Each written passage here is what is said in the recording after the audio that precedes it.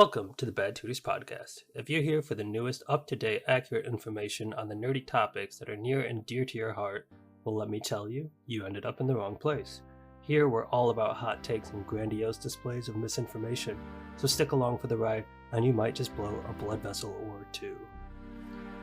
So, Ian, I think we both tend to have a build in mind that we want to play before we have the character. And this is probably across all tabletop RPGs. And with that being said,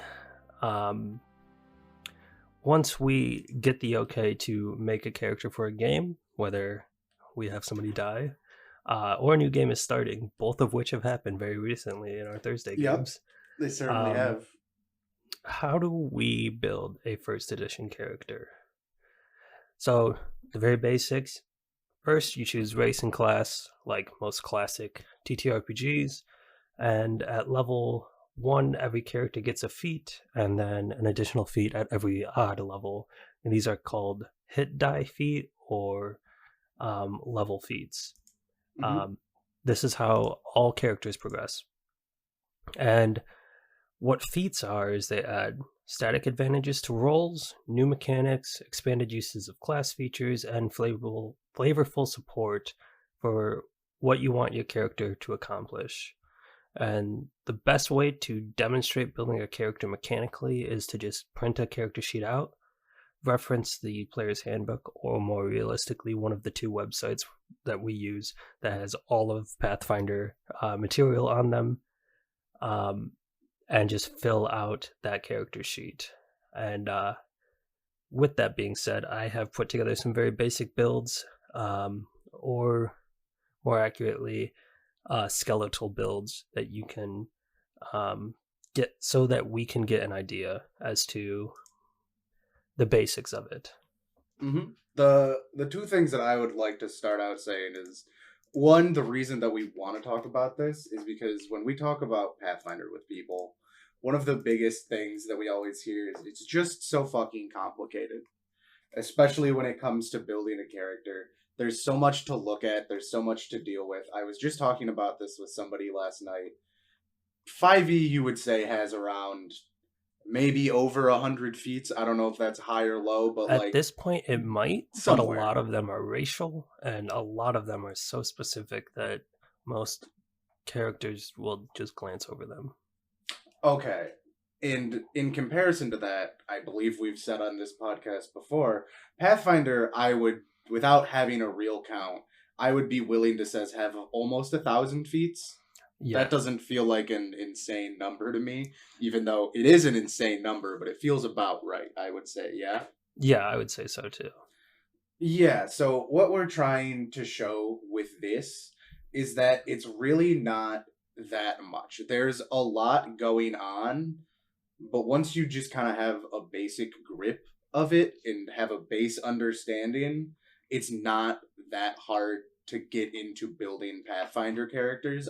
Obviously, you can make it more complex, but with the builds that you have outlined, you can show that it's like pretty simple. Most of them are just following a feat tree or just like a couple good feats here and there, and it makes it a lot easier. That's our goal with this, is to really outline what you need to build your first character, and then a little bit of progression on them.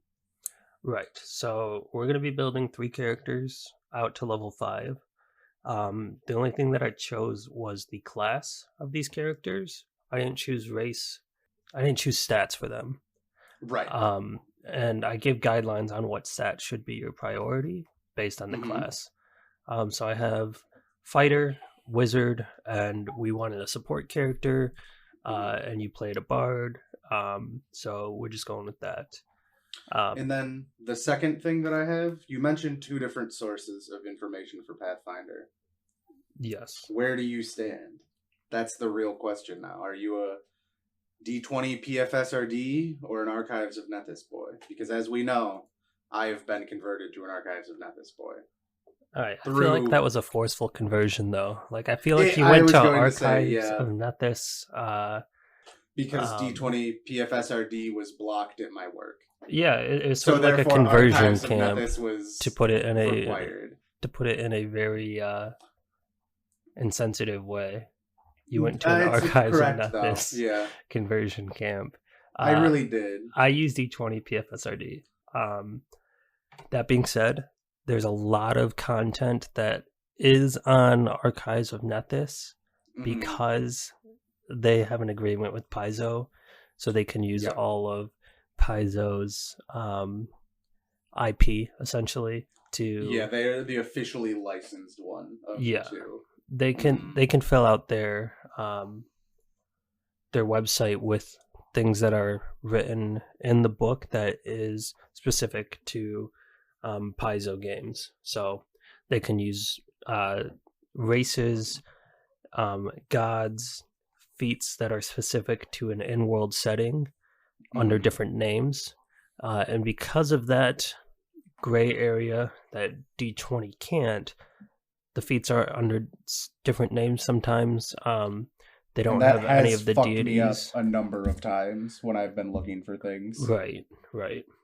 Also, D20 PFSRD lists all of the third party content that they can get a hand on, Yep. which is kind of confusing.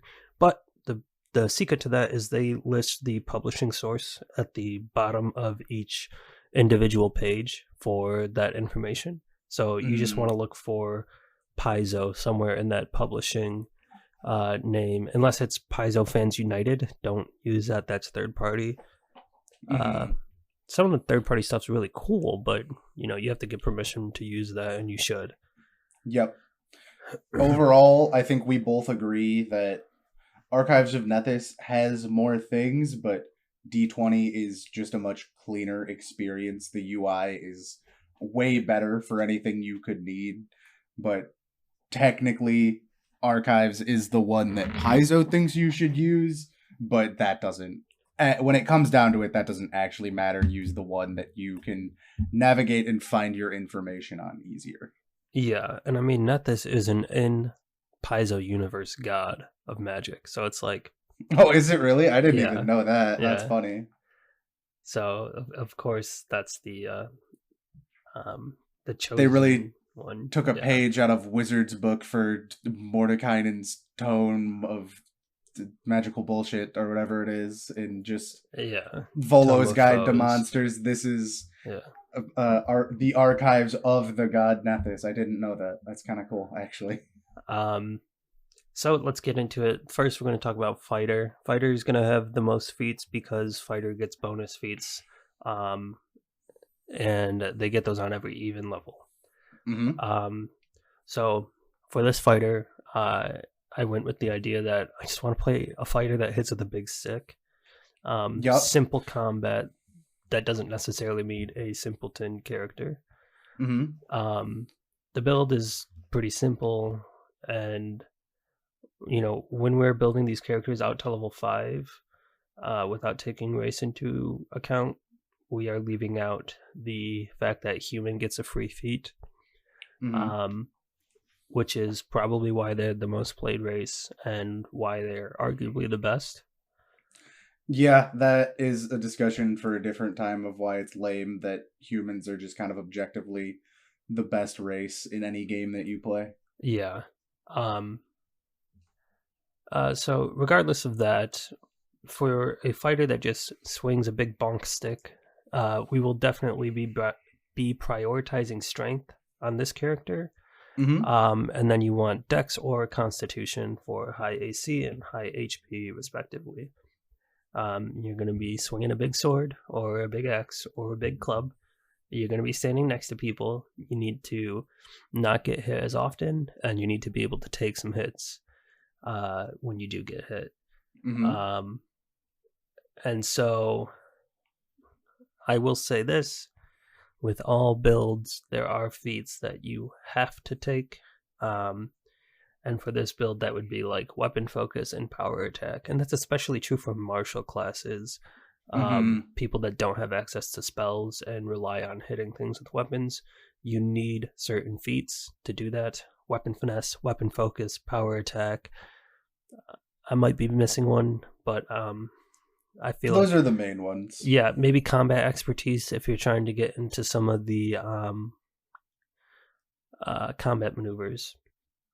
Yeah, there's a reason that a human fighter, is the most common first build for people, and it's especially because when you're looking at the list of 1,000 feats, it's really easy to get overwhelmed, and then someone just has to go, "You're level 1, take power attack."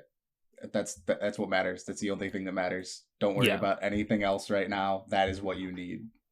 So for this build, our level 1 feats, we're going to get at least 2 because what fighters get an extra feat Mm-hmm. at level 1. And all of the extra feats are combat feats, which is a distinction that's made because they're outside of combat, don't have a lot of mechanical application. Mm-hmm. But our first feat is weapon focus. That's just going to give us a +1 to the attack roll of everything that we make. And our second feat at level 1 is going to be power attack, which is just a static damage bonus for a penalty to hit. Mm-hmm. Our second feat is going to be cleave, and we get that at level 2. That's a bonus fighter feat. Now, Mm-hmm. basically, what cleave says is if you're standing next to 2 people, and those 2 people are standing next to each other, so think of um, like an L shape on a combat grid. Mm-hmm. Everybody is basically holding hands. If you hit one of them, you can then make an attack at the same bonuses against that other enemy. And we actually just saw this feat applied in our Kingmaker campaign that just started up with the For the Paladin. first time in like 6 years, we saw this feat. Yeah, and I think it's really good early Yeah, because it helps absolutely. cleave through some shitters while you're Yeah, focusing on some of the bigger threats with the rest of the party. AoE on a martial character is very, very strong early on, especially because as we saw in that campaign, you're rolling with a d12, or that particular character happens to be rolling with a d12 of damage, and then strength on top of it. You can get some wild numbers very, very quickly with realistically very little investment to it. Yeah, to get into the math of power attack a little bit, if you're using a two-handed weapon on power attack, you take a -1 to hit, and normally you get a +2 bonus to damage on power attack. But if you have both of your hands on the weapon that you're using to power attack, you actually get a +3. You get the power attack bonus as well as half of the power attack bonus in addition. So the equation Mm-hmm. um, is whatever the power attack bonus is, multiply that by 1.5, and that's the bonus that you apply to your damage when you're using Mm-hmm. two-handed weapons. In addition to that, when using the power attack feat, if you're using two-handed weapons, you get to add 1.5 times your strength modifier. So if your strength Yep. modifier is 5, you're adding 7 to everything to hit instead of just 5, Right. which is really good early and gets even Which is better already later. higher than a wizard's hit die. Yes, which is yes, and it gets even better as you get later into the game, and your power attack damage starts scaling up. Mm-hmm. The third feat the level 3 hit die feat. So the feat that you get for leveling up to 3 that I Mm-hmm. took was Cleaving Finish, which, much like Cleave, basically states if you kill an opponent, you can carry on that attack to another opponent that's adjacent to it or adjacent to you, so within reach. You kill somebody and you basically continue the swing that killed that person into another guy's head. Mm-hmm. Pretty straightforward. Moving on to level 4, we get this for being a level 4 fighter. It's a bonus feat. Great Cleave basically just says it's the cleave feat, but you can do it any number of times as long as all of the creatures that you're attacking are adjacent to the last creature that you attacked and adjacent to you. So you can basically go in a circle around you. And then the level 5 hit die feat that we're taking is either going to be combat reflexes for a number of extra attacks of opportunity equal to your dexterity modifier, or Furious Focus. Furious Focus takes away the penalty to hit from power attack, which Oh, comes. damn. Yep, it comes in handy at level 4. The damage goes to +4 from power attack, but the negative bonus to the attack roll is -2. So Furious Focus at level 5 gets rid of that. And That's pretty cool. yep, you'll be hitting at that point harder and more often than you were prior. Very standard build. It is an early game build with not anything crazy good in mind going forward. But basically, there's some feats that you can take that will continue this build with cleave. There's one that you can take. I can't remember it now, but basically you can apply Vital Strike to every cleave attack, and Vital Strike just adds a weapon die, and then you can apply greater Vital Strike, which applies another weapon die when you're using the cleave feat, which is good because the biggest downfall of Vital Strike is you're only making one attack in a round.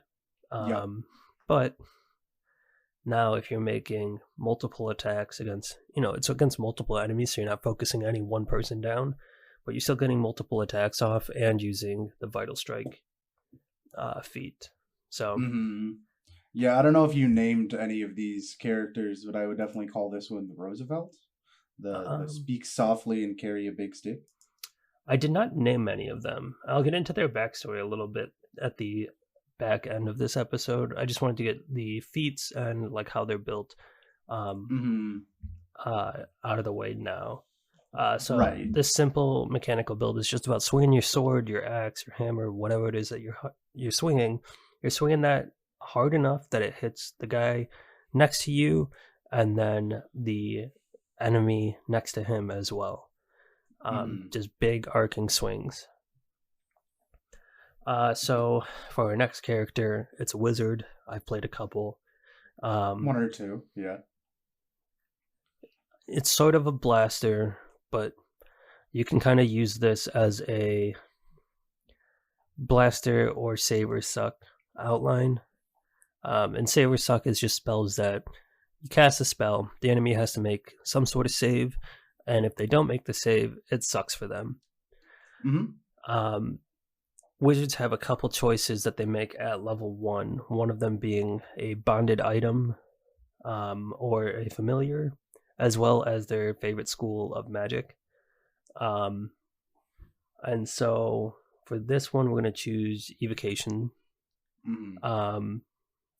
And that's going to be spells like Firebolt, Lightning Bolt, Burning Hand, Scorching Ray, etc., etc. And depending on the spells you plan on using, you might want high saves, such as Fireball or Lightning Bolt, or have a high to hit bonus. Depending on how you play, it might actually be better on a wizard to have dexterity higher than your intelligence. But for the most part, intelligence needs to be up there. But whichever one you choose as your first stat, intelligence or dexterity, the other one should be your second highest stat. Because an important thing to keep in mind for spellcasting is obviously your saves will be affected by your skill mod, whatever that skill mod happens to be. But to cast all of your spells, correct me if I'm wrong, you just have to have intelligence equal to 10. It's 10 plus the level of the spell, right? So for a third level spell, your intelligence only needs to be 13. Right. Like, you obviously want it higher than that for a lot of reasons, but realistically, if you have 19 intelligence on a wizard, you don't technically need to put it any higher because spell levels only go to 9. Yeah. Exactly. So a wizard will only get the hit die feats that I was talking about earlier. So this would be at level 1, level 3, and level 5. You'll get level 1, we chose Spell Focus. That increases the DC. Level 3, we chose Mage's Tattoo, which gives you a free cast of a spell that is tattooed on you somewhere once per day. It also increases your caster level by 1. And then Level 5, I chose spell specialization because at this level, you can choose a single spell that you really like to cast, and your caster level is treated for being 2 higher. So these feats grab higher DCs for your saves, or for your spells that require saves, and also increase your caster level for the more blasty spells that would be like Scorching Ray, um, Burning Hands, and it also increases Fireball and Lightning Bolt damage, but those require um, saving throws, which is why we picked up Spell Focus. So, great spells for a character that's just focused on blasting would be Burning Hands and Snowball at level 1, Scorching Ray or Flaming Sphere, and Aggressive Thundercloud, which are basically the same thing, just different types of damage at level 2 spells. And for 3rd level spells, obviously Fireball is the go-to, but there's also Lightning Bolt, which does the same thing, just in a line. And basically, what spell specialization and Mage's Tattoo do is they count you as effectively 3 levels higher for determining damage. So a Fireball deals 1d6 points of damage for every caster level you have. So basically every level that you have in the class where you get Fireball from, in this case Wizard, it would be 5d6 base, but because of Mage's Tattoo, and if we chose Fireball as our spell that we specialized in, it would be up to 8d6 in a 20-foot radius, which is a huge amount of damage to, in most cases, all of the enemies that you can see. Right. And lastly, we come to our support characters. There's, like I said, again, there's so many ways that you can build a support character, but Ian played a Bard in a full 5-year campaign, so we're going with Bard here. And I'd say we feel like Bard is, when you're thinking of a support class, Bard is the classic support. Like, you have Alchemist and other things that are probably realistically better support classes, depending on what you're trying to do, of course. But if you're just thinking base archetypes for TTRPGs, your Bard is going to be your standard support class. And that support doesn't necessarily mean healer like it does in video games.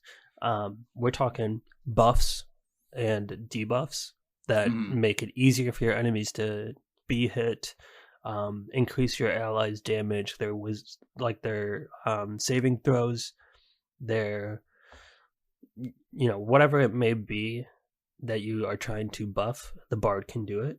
And they also can heal. Their healing just isn't as potent because they only get up to 6 level spells. That being said, as a Bard, you are the face of a party, which is important outside of combat, which is another thing that you can build around, is just being good outside of combat, but I tended to stick towards like a mechanical build for these characters.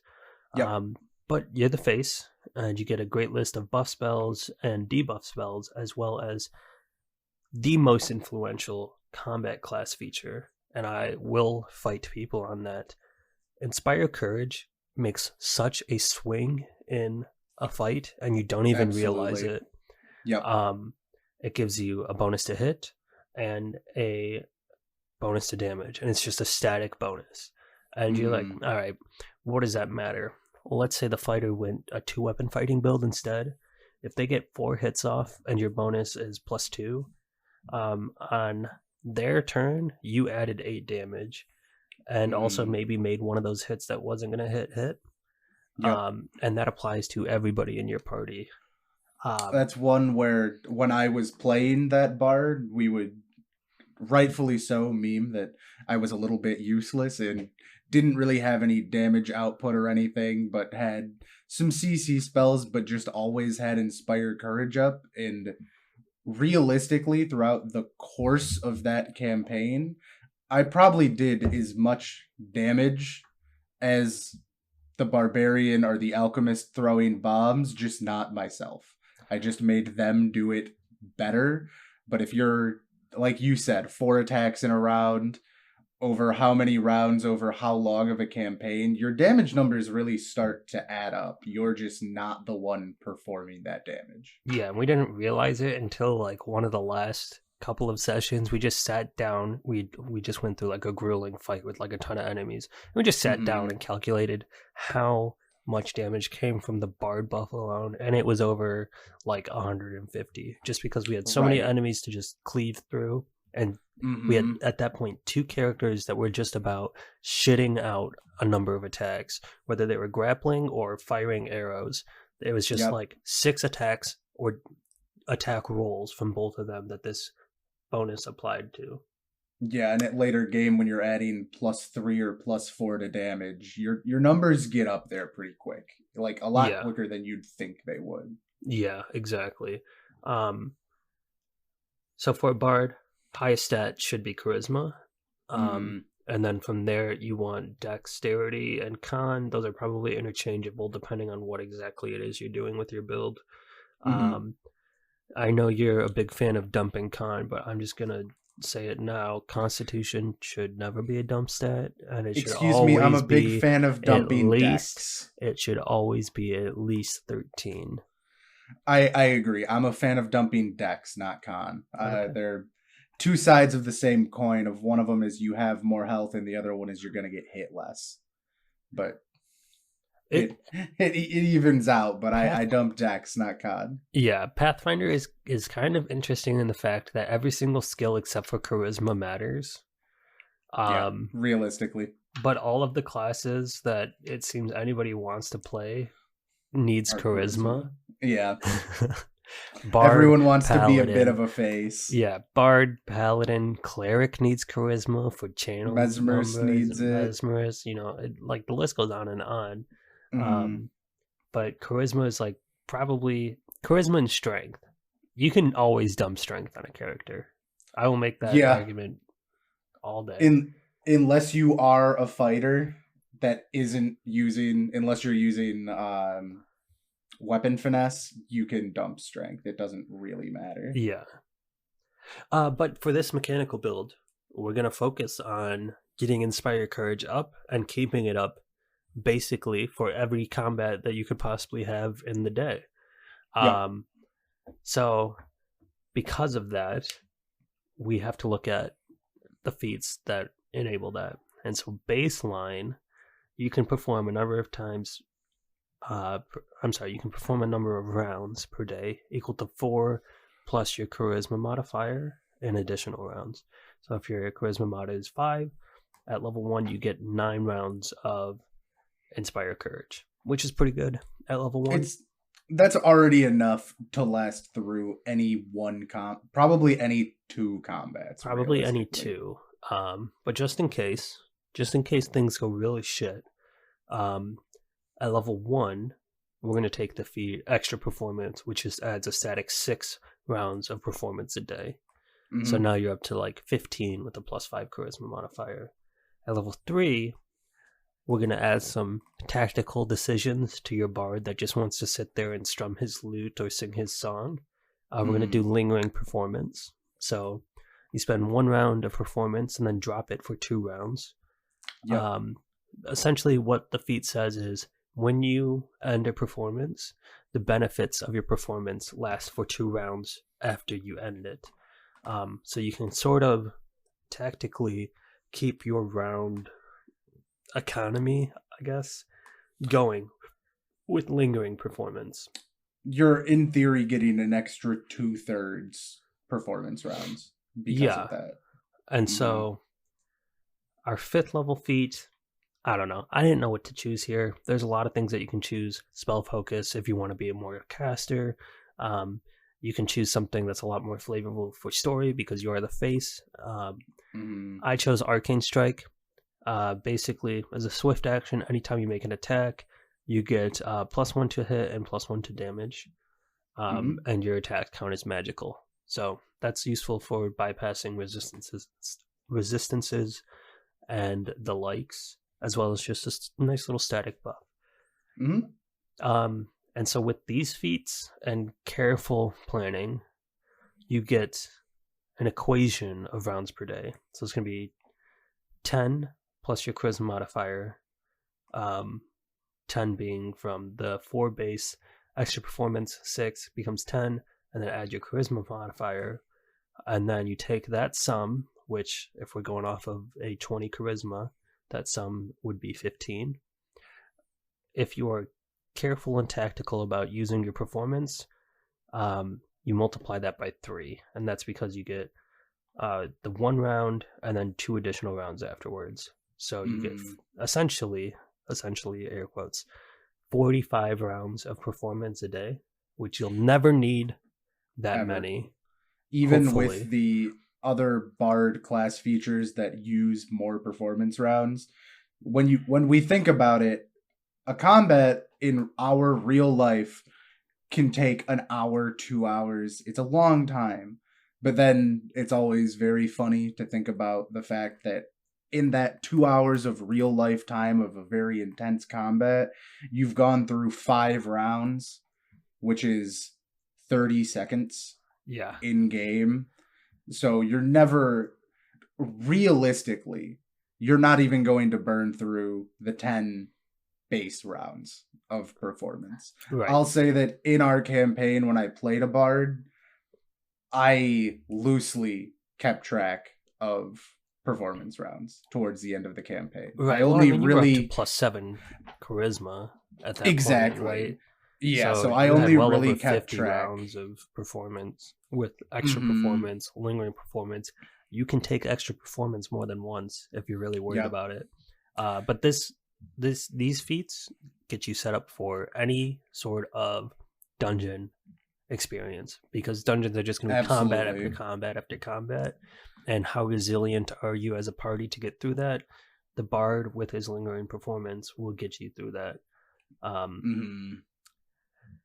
So, and an important thing to remember with lingering performance is, since you are, in essence, juggling performances, is what I'll call it, you can, say, throw up Inspire Courage, drop it the next round, and then as your next round move action, you can bring up a different performance. So you can be simultaneously buffing your own party with Inspire Courage and, say, Dirge of Doom, and debuffing everyone on the enemy team as well. You can, with lingering performance, you can basically have 2 performances going at once. Actually, that's not true.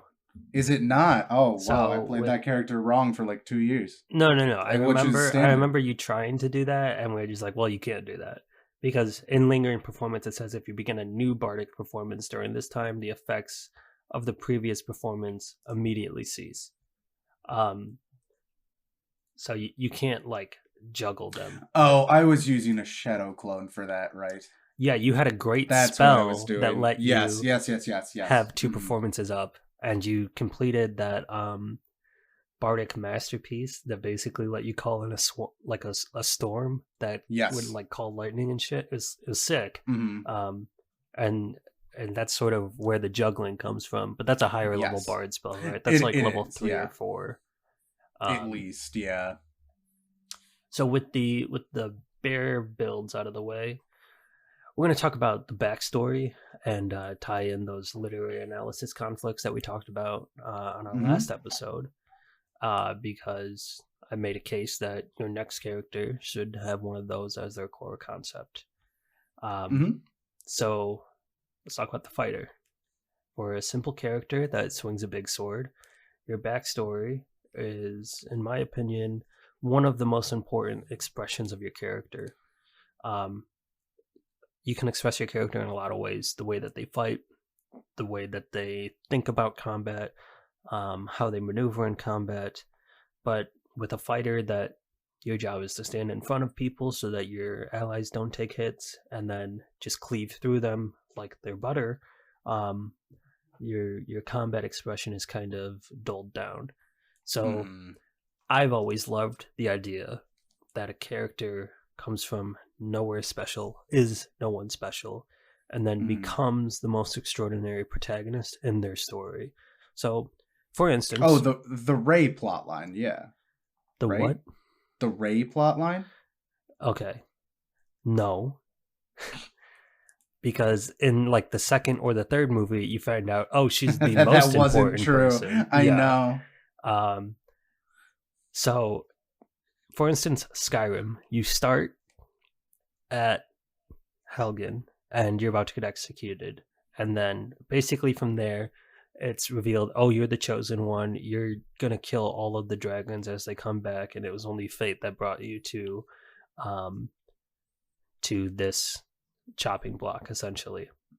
Isekai What light. if what if Skyrim started where you're just like literally taking like the woodcutter's axe and walking off of your family farm to go find adventure? Mm, That sort of story, I think, has so much more that you can contribute and grow your character from, I agree. than just being like shunted into this uh like destiny that you have to fulfill and is going to be Mm, fulfilled either way. So I think that this character um is a great chance at that, because the idea of overcoming mediocrity is a good core concept for a character that mechanically is rather mediocre. um mm. and this would be a man versus self, you know, my staple when I'm making a character. The classic, the go-to. um and if I'm going to make a cooking analogy, if the whole story is the meal, then your character's story is a side to the main course. Mm-hmm. And so man versus self is like my rice to bring to the table. I'm Mm-hmm. comfortable with it. Super easy for me to make and bring in, and it's always going to taste good, and I'm always going to enjoy it. Yep. Let's talk about the wizard. Mm-hmm. And I'm going to make a disclaimer. I'm a huge fan of Critical Role. And in these recent episodes, without spoiling anything, a guest appearance from Emily of Dimension 20's games uh, sort of inspired me for this character. She Mm-hmm. plays a wizard that is frustrated and torn apart because the other characters she's interacting with have such an innate grasp of magic. You know, sorcerers and Mm. warlocks and paladins, and like even the fighter can do a little bit of magic for, you know, seemingly no reason. Um, and I think this idea is genius. And I'm sure she isn't the first person to play a wizard that goes through this conflict. But Mm. I love the idea of a frustrated wizard who has spent years hitting the books, studying, getting tutors, and they go out into the adventuring world and they run into that fucking sorcerer where somewhere back there someone decided to actually fuck a dragon to get draconic blood into their bloodline, and then you Mm-hmm. just manifest the ability to do everything that the wizard is doing because, you know, your ancestor was a bard. Yeah, it's pulling Dimension 20 again. It's the idea that Brennan Lee Mulligan has talking about XP in a campaign of you have to be able to have combat and roleplay XP granted, Right. because if not, every wizard college would just be a genocide machine. True. The Yeah. fact that they have to work for it, they have to study. If you didn't have to do that, it would be all right, class. Let's go out and kill the goblin tribes. What? I thought we had to learn all of our spells. It's like, how do you think you're going to get strong? Through reading. Books are for nerds. You got to go kill these goblins. Right. So, just a different angle of like that concept, but brought into a character, I think is really good as well. I think that's Yeah. a very And fun so angle. this would be a man versus society conflict where our wizard is very jealous and angry and just torn apart by the fact that they have to work hard to get what they want while others are handed it. Um, Mm, and so in this party of three, you know, our wizard's going to be jealous of the bard. mm, And any sorcerers that they come any sorcerers that they come across, and these characters' ability to pull magic seemingly from a space deep within themselves or from magic, song, or whatever it is that they're doing. The wizard had to read through dusty old tomes and study hard to learn to apply this magic. mm. So that's sort of a man versus society. And, you know, this isn't We do fully live in a fleshed out. society. Right. This isn't fully fleshed out in a way that and just pick it up and run with that. But it's a great Mm-hmm. conflict that you can have within your character that is, they're just sort of jaded. They're just kind of pissed off because Mm-hmm. they come across an enemy, and the enemy is just, say they're a sorcerer. They just get magic because, oh, they're special, and Because it's they just you're do. not special. So, Mm-hmm. um, for the bard, I didn't really know where to go with this. So this one's going to be sort of a reach, okay? Mm-hmm. Um, but Ian, hopefully you'll back me up on this point. Comedians usually have a rough go of it and have a really big grind before they make it big in the comedy scene, right? Yeah, for sure. Yeah, they're doing It's not stand up easy. at like shitty bars with like six Hitting people in front of them. hitting the open mics for Yeah, years before you exactly. finally get bigger. Yeah. Mm-hmm. And they have to find their original jokes, a delivery style that's somewhat unique to them, and then jokes that are relevant to the culture of the day, so that they're not dated and such. Mm-hmm. So for my bard build here, I think it'd be great if he was just a failed stand-up comedian, and so his performance, because you have to choose one, whether it's lute, singing, whatever it is, his is going to Mm-hmm. be comedy, Yep. and he tells slow burn dad jokes that are Mm-hmm. super dated or out of place for the area he is adventuring. Oh, I Um, have a joke about some horses that I think you'll love. exactly. So he maybe immigrated from another region, um, and there's like a translation issue or a cultural mismatch, or maybe he's telling jokes to a group of adventurers about like common folk issues. Like, Mm-hmm. What's the deal with grog? yeah, It's so not wine, it's not beer, it's grog. What is it? and what I think is great about this idea of like these slow burn dad jokes is that's where the lingering performance comes in, as he tells the That's punchline great. and it's just Mm-hmm. silence, but everybody is like slowly understanding the joke, and then they groan, and then he tells another one, and it doesn't ever end, but there's always a break between them. So I think that there's like a little bit of the mechanical build and sort of tie in there. But what kind of conflict would this be? And now this is where it's a stretch, okay? Mm-hmm. This is a man versus machine or technology conflict, okay? Mm-hmm. Because of his mismatch in culture or dated philosophy or dated jokes, he is having a hard time keeping up with the times. And maybe this could be a man versus society again. I was gonna Um, say this sounds like we're naming this character either Ricky Gervais or Dave Chappelle, depending on what direction you want to go. right, exactly. This is the cancel culture But bard. this idea of a bard that can't get past his old hits that used to knock him dead, um, and his old way of telling jokes and stuff that really got hits is just not working anymore. Um, and so he's not with the times. And I I've got it. This is a French bard. Go with me here. It's a French bard. His name is Cancel Coulcher. oh my god, okay, is I'm that all playing you this got? bard Or IRL. I think I'm playing this bard IRL right now. Yeah, that's all I got for that. I think that's great though. all right, so that's sort of all we have. Another couple of conflicts that I wanted to talk about, but we didn't really build something for it. I think a cleric could also have a man versus machine conflict. Their magic comes from the divine, the beings that Mm-hmm. created the universe, or at least the world that they know now. So they're practicing old magic, and arcane developments and stuff is sort of like where wizards tend to go towards. So maybe they're like an anti-arcanist, I guess. I just made Mm-hmm. that phrase up, but like maybe they just hate arcane magic, Yeah. and they only practice divine. So maybe like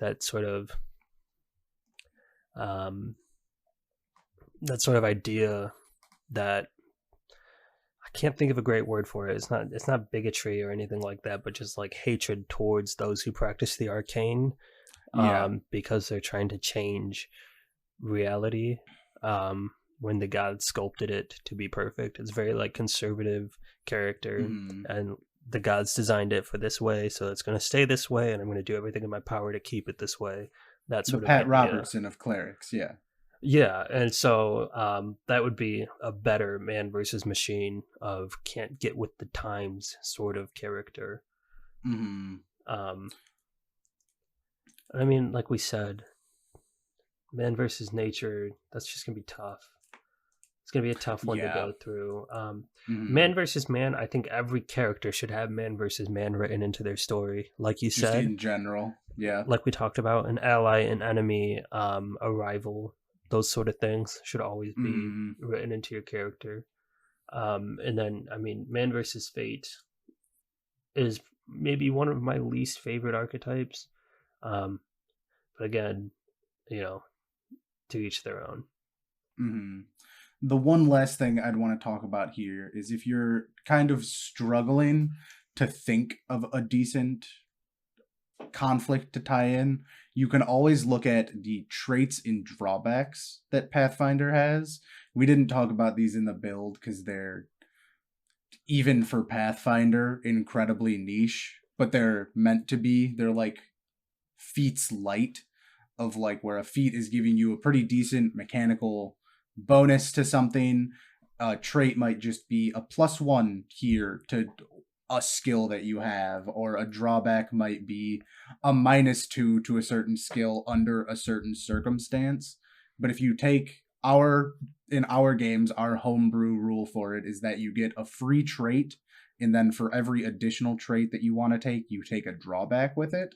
And this can be a decent way to build a basis of what you want your character's backstory and like conflicts to look like. It's just like a jumping off point of, my next character is going to have the cruelty drawback to it, and you can look at that of like how it will influence the character and then pull maybe a trait that pairs with that or is completely opposed to the drawback, so you have that kind of dichotomy already built within your character based on a mechanical sense if you're like just trying to get an idea and a feel for it. And then you have as well some kind of a mechanical bonus to it, even if Right. it's just a +1 to sense motive, which like that's not much, but like hey, it's something, and you now have a story to build in. My favorite drawback, I don't remember the name of it, but it's if you fail a knowledge skill check by 5 or more, you find out the exact opposite information of what is true.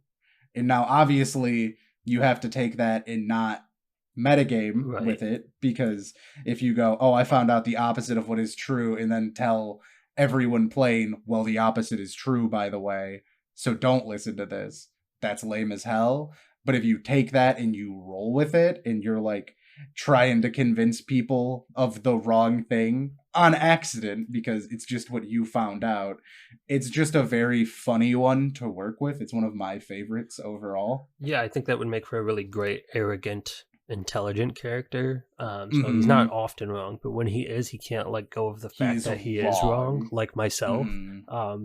And even if at one point they realize that they're wrong, now they're going to deconstruct the fact that they're wrong and the fact that, what they were arguing for isn't fact, and they're just going to like try and find a way to just tie them into like this amorphous conclusion that most people can agree with, where they're Mm-hmm. no longer wrong and they were always somewhat right, they just weren't 100% right. So it could be like a really arrogant and self-inflated character. Not to say that I'm arrogant and self-inflated, but maybe a little bit, especially when I'm in an argument. um, We've died on some hills in our times. yeah, yeah. We're not gonna make that episode. No, It would do nothing. that episode will never be made. The argument has been done. It would do nothing. It's done to death. Um, but I mean, do you have anything else that you want to add? No, not really. Oh, actually, I do have one more thing. So, Mhm. like I said, we both have just had either a character die or the opportunity to build a new character. You had both actually. Um, Mm-hmm. and one thing that I noticed, and I said this at the top of the episode, is we always build for a mechanic, or we have a build in mind, and we're just looking for a campaign or a setting where that build sort of somewhat meshes, or we can make it mesh. Right. Your character in our pirate campaign is not that, which is interesting. I don't want to talk about it too much, but Mm-hmm. you were sort of given a prompt, and you had a character that was tied to your character that died that you wanted to Mm-hmm. play, and then you were given a sort of condition to meet. And so because of that, you didn't already have a mechanical combat focused build played Yeah. out like me and you often do. So Mm-hmm. just how was that for you?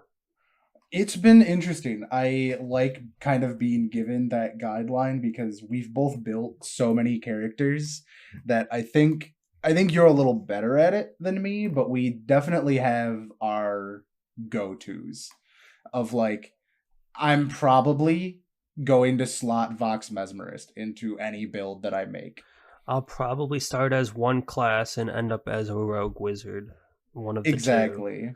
I So want sneak having attack. I want spells. yeah, so having a direction given to me, which is kind of how I prompted our DM, I because I believe I said in the last one I made a wish that has now basically given me the new character that I'm building, and I was like, what am I building? Give me a direction to go in and I'll find something off of that.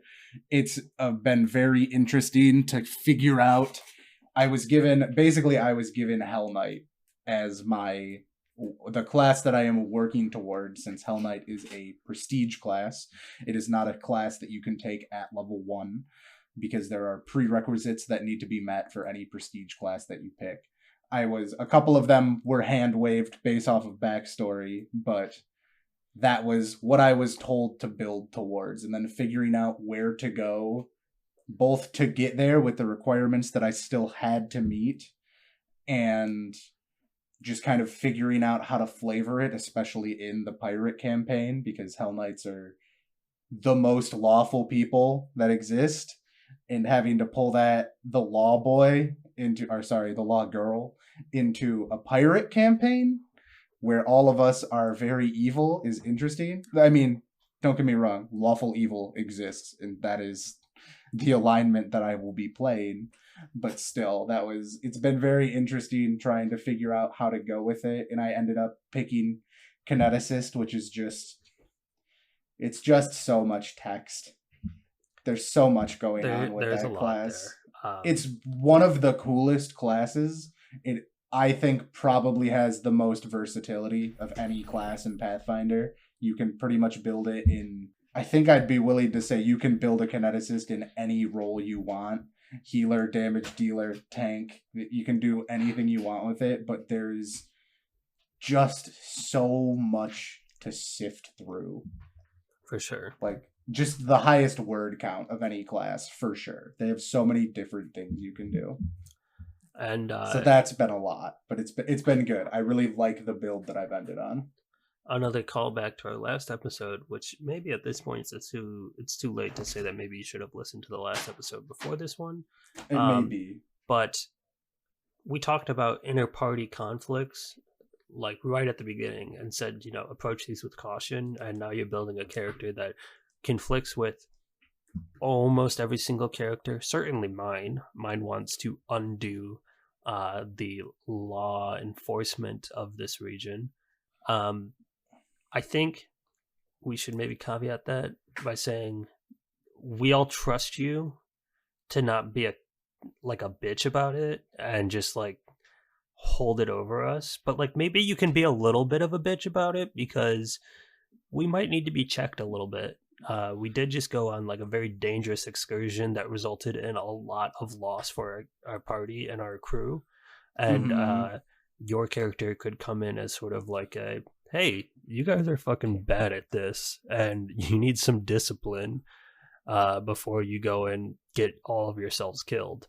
So that's something interesting that I'm sort of looking forward to with your new character if we ever play that campaign again. True. It's gonna be fun because while I was given the lawful class, I was given a very specific Hell Knight order that Oh, like an edict. does it does fit very well with our group. There will still be a bit of that, but like I am not just inherently against like chaotic ass pirates. Like thank God. That is good. Yeah. That would have been hell to deal with. That would have he might as well have just gone play a paladin. And it's like Yes. anti-paladin? No, straight paladin. Lawful It's like, good. how long hate do you your want this party. character to last? 3 sessions? This is dumb. Three He gave sessions me is a stretch. very good yeah, honestly. He gave me a very good Hell Knight order that will play into the party pretty well, I think. Yeah, and Hell Knights are inherently anti-demon, so Yes, which is what we are against, so it's fine. yeah, I thought maybe we were done with demons, but maybe that's not the case, considering the fact that you're playing a Hell Knight now. I thought maybe Possibly. because we did just like kill the leader We of did like the the demon demon arc, worshipping. Yeah, like we should be done with the demon arc, and then like we got like maybe 2 Mhm. more arcs to like really finish up. But also, there is something stirring in our crew, and that is just like the inherent taint and corruption of the void. And no one's addressed that in any serious nature. Wilson, did you want to weigh in? Did you want to? You had some thoughts? Yeah, come speak into the mic. You have some thoughts on Hell Knights? Okay, thank you. Yeah, You're doing great. Wilson agrees. He squeaks a squeaker toy in agreement. It should be fun, going forward. I'm looking forward to it. I think it's going to be a really cool character and energy to bring into the party. Yeah, and hopefully I can take some fucking hits because we need a tank really bad. Well, I mean, you said your base AC is 30, so 30, yeah. Like hopefully they're just swinging at you and missing. Yep. But yeah, like the idea of us having a tank is kind of optimistic, because we haven't really truly had one.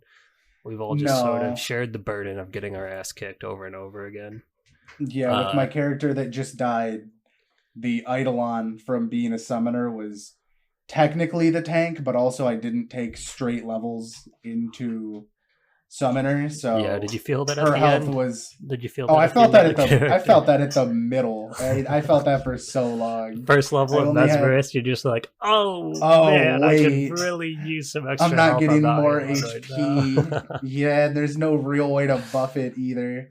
It was brutal for a bit. There were a lot of close saves of throwing HP into the Eidolon as quickly as I could before she just despawned. Right. But I think this character will be a lot better at taking some fucking hits, hopefully.